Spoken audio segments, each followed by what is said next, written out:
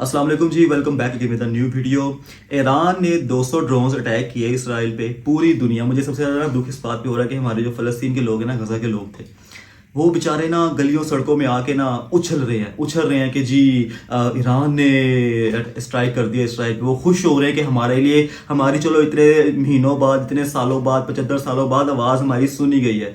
वो लोग इस पे बड़ा खुश हो रहे हैं। सोशल मीडिया रील से, वीडियो से भरा पड़ा हुआ है जी कि ईरान ने जंग का ऐलान कर दिया है। अब तो इसराइल का ये हो जाएगा, इसराइल का वो हो जाएगा।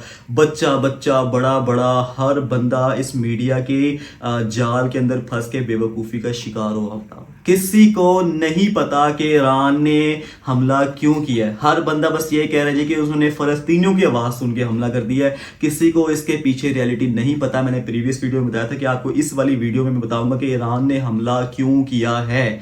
अब सुने जी, ईरान ने हमला क्यों किया। पहले अपना थोड़ा आपको अपनी बात सामने रखता हूँ, फिर आपको प्रूफ के साथ बताऊंगा कि ईरान का असल मकसद क्या था हमला करने के पीछे। ठीक है, अब बात सुने जी। ईरान ने आज से 7 महीने पहले हमास को ये शय दी थी कि आप लोग करो इसराइल पे हमला। कोई भी मसला हुआ, जंग आगे तक जाएगी, हमारे फौजी आपके कंधों के साथ कंधे मिला के खड़े हुए हैं एक फौज के साथ, हम आपके साथ हैं। ठीक है जी, आप करें। 7 महीने हो गए हैं, हमास ने किया था हमला। 40 हजार प्लस लोग शहीद हो गए, 2 लाख प्लस लोग बेघर हो गए हैं और 50,000 से ज़ायद लोग अपने जिस्मानी आज़ाद से माजूर हो चुके हैं। ईरान कहाँ नशा करके बैठा हुआ था? कहाँ था ये ईरान? किधर था? इसने 7 महीने पहले कहा था कि मैं खड़ा हूँ हमास के साथ। किधर था ये 7 महीने पहले? हिजबुल्लाह किधर था? ये क्या, किस मर्ज की दवा थे? 7 महीने गुजर गए, इनका कोई अता पता नहीं था। इनको अब गैरत आनी थी जब 50,000 मतलब के लाखों लोग के साथ जुल्म हो चुका है। इनको अब गैरत आनी थी कि अब हम हमला कर देंगे इसराइल के ऊपर। नहीं जी, ऐसी कोई बात नहीं है। देखा था ना रिसेंट डेज में जो इसराइल ने उसकी ईरान की एम्बेसी पे हमला किया था।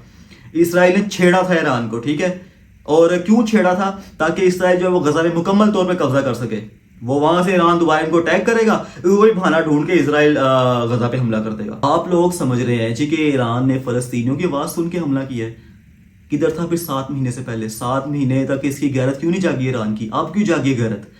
ये बात मेरी याद रखिएगा। ईरान को मैं शुरू से कहता आ रहा हूँ, ये एक मुनाफिक कंट्री है। जिन लोगों ने, मेरी एक बात सुने, जिस कौम ने इमाम हुसैन अलैहिस्सलाम को धोखा दे के कूफे बुलाया और वहाँ पे शहीद करवा दिया, आप लोग उस कौम से किसी वफादारी की उम्मीद रखते हैं? बड़ा लोग स्टेटस लगाते हैं, शीए तो बड़े खुश हो रहे हैं। मुझे समझ नहीं आती किस बात में खुश हो रहे हो आप लोग यार, कि हम शीए हैं, प्राउड टू बी शिया, शीयों ने हमला कर दिया। 7 महीने से शीए कहाँ मरे पड़े हुए थे ईरान के? बताएं ना ज़रा, मुझे जवाब दे। मैं आपके कमेंट सेक्शन में देखूंगा, मैं सबका रिप्लाई करूंगा जिसका मुझे इससे रिलेटेड मिला ना आंसर, कि 7 महीने से कहाँ मरे हुए थे शिया ईरान के। अब इनको याद आया कि 200 ड्रोन और कुछ बैलिस्टिक मिसाइल हमने ईरान पे दागने हैं सिर्फ अपनी कंट्री के डिफेंड के लिए, पूरी दुनिया को ये दिखाने के लिए कि ईरान अपना डिफेंड कर सकता है। ठीक है, जिस तरह एक बार ईरान ने पाकिस्तान पे हमला किया था ना, बलोचिस्तान के कुछ इलाके पे, तो पाकिस्तान एक एटमी ताकत था। अगर अब पाकिस्तान हमला उस टाइम ना करता तो पाकिस्तान की इमेज पूरी दुनिया में गिर जानी थी कि यार इतना बड़ा कंट्री होने के बावजूद ये हमला नहीं कर सका। तो इस वजह से ईरान ने इसराइल पर मिसाइल दागे कि हमने अपना बदला लेना है, वो एम्बेसी वाला। फलस्तीनियों की अभी भी किसी को कोई फिक्र नहीं है। जॉर्डन का इलाका सरहद साथ लगती है इसराइल के, फलस्तीन के। एक सिपाही नहीं भेजा। मिस्र की जो सरहद है वो इसराइल के साथ लगती है। इतना बड़ा रकबा है, एक सिपाही नहीं भेज सके वहां पर। इराक, ईरान, उर्दन, वे कहाँ जा रहे हैं सारे? सिर्फ एक माँ का बच्चा, एक माँ का शेर बच्चा जो पूरे मुस्लिम उम्मा में, यमन, बस इन्होंने अगर कोई ये किया है ना जो अभी कार्य किया। और मुझे पूरा उम्मीद था कि अगर ये इसराइल का बॉर्डर यमन के साथ लगता तो ऑब्वियसली यमन अपनी फौजें अंदर भेजता।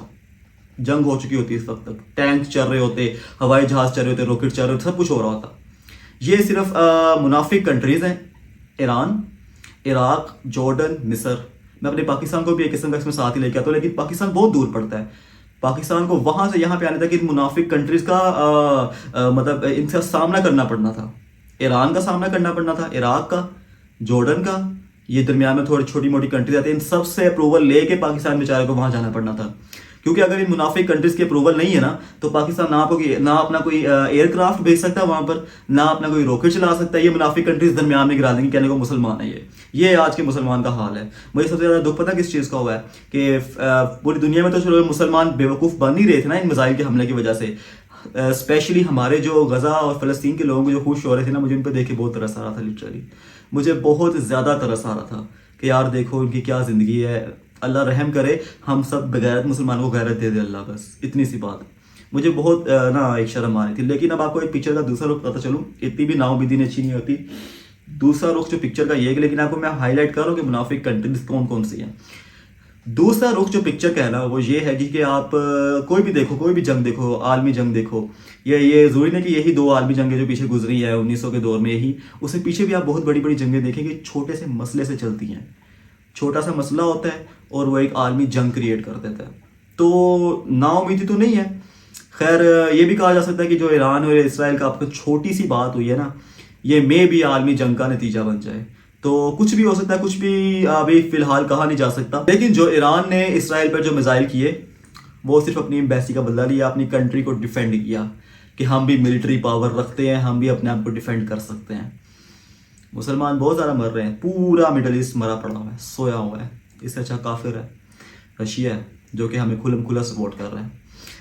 انڈیا ہے جو کہ نیوٹرل ہے اس وقت. ٹھیک ہے، انڈیا کے لوگ جو تھوڑے بہت ہیں جو کہ سپورٹ کر رہے ہیں اسرائیل کو، لیکن انڈیا ایز اے ہول ایک نیوٹرل بن کے بیٹھا ہوا ہے اس ٹائم.